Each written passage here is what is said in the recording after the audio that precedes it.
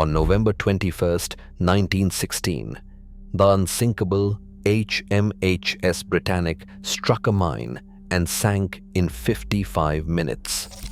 She had been specifically redesigned to survive anything that sank the Titanic. 30 people died. Most of them were not killed by the mine. They were killed by 2 disobeyed orders. Britannic was on her 6th voyage as a hospital ship. She was carrying 1,066 crew and medical staff to the island of Lemnos, where wounded Allied soldiers were waiting to board. No patients yet. That morning, she was sailing through the Kea Channel in the eastern Aegean at full speed. 3 weeks earlier, the German mine-laying submarine U-73 had been in those same waters. Her commander was Kapitänleutnant Gustav C.S. Among the officers serving aboard was a young man named Martin Niemöller, who in 1934 published a memoir titled Vom U-Boot zur Kanzel, From Submarine to Pulpit, in which he described exactly what U-73 did near the island of Kea. On October 27th, Niemöller recorded that U-73 had sighted hospital ships in the channel. The following morning, CS took up a firing position on a vessel. He identified it at the last moment as a hospital ship. He stood down. What U-73 did instead was lay minefield number 32. 2 barriers of 6 contact mines each were placed along the northern coast of Kea.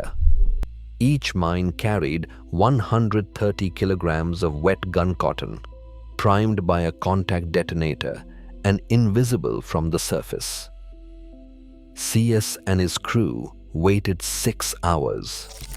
No ships struck the mines. They departed.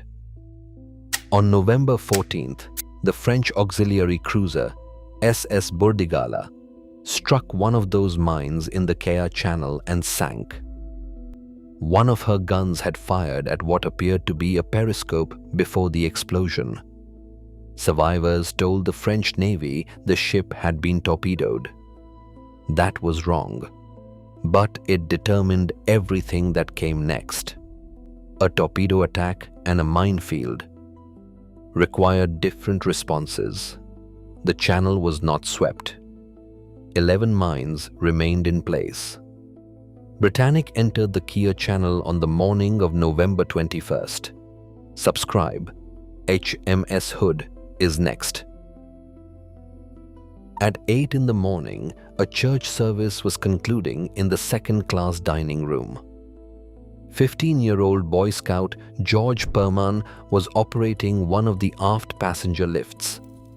In the galley, nurse Violet Jessup was preparing a breakfast tray. She had packed a toothbrush in the pocket of her apron. After the Titanic, she had always regretted not having one. The portholes on the lower decks had been opened that morning. The standing order in a war zone was to keep them shut. Someone decided the patients boarding that afternoon would appreciate the fresh air. That was the first disobeyed order. At 8:12 in the morning, Britannic struck minefield number 32. The explosion detonated on the starboard bow. Stoker Bert Smith, working in the fireman's tunnel below the waterline, was swept off his feet by the inrushing sea. 5th Officer Gordon Fielding, in his cabin 2 decks above, was thrown across the room. Dust and fumes surged through the ventilation shafts. In the dining room, Violet Jessup wrote in her memoir, "Every person rose from their seat and was gone within seconds." No one spoke. They went to their posts. Captain Charles Bartlett reached the bridge. He ordered the engine stopped, the watertight doors closed, the distress signal sent. He was trying to beach the ship on Kea, 3 miles away. He believed he could make it. He should have been right. Naval architect Edward Wilding had redesigned Britannic after Titanic specifically to survive 6 flooded compartments simultaneously. The explosion had flooded 4. That was well within her limit. Then 2 things failed at once. The fireman's tunnel connecting the stoker's quarters to boiler room 6 ran through the blast zone. The watertight door there could not close. Water was entering from below the bulkhead level. In a second location, a watertight door between 2 compartments had failed to shut. The explosion had bent the guide rails. A 5th compartment began filling, then a 6th. She was at her design limit. She should still have survived. Then the portholes. As the bow dropped and Britannic listed hard to starboard, the open portholes descended toward the waterline. When they reached it, water began entering not through the flooded compartments, but directly over the tops of the watertight bulkheads into spaces that should have remained dry. Wilding had calculated for 6 compartments below the waterline. He had not calculated for water arriving above the bulkheads through open holes in the hull. Bartlett ordered the lifeboats readied and loaded. He gave no order to lower them. He was still trying to reach Kea. 2 davit operators at the aft deck did not wait for the order. That was the second disobeyed order. The boats hit the water with Britannic still making speed. The 3 bronze propellers had risen above the surface and were still turning at full power. 2 loaded lifeboats drifted aft into the current the moving hull created around itself. Violet Jessup was in the first boat. She watched the people around her throw themselves into the water and did not understand why, until she turned and saw the propellers. She could not swim.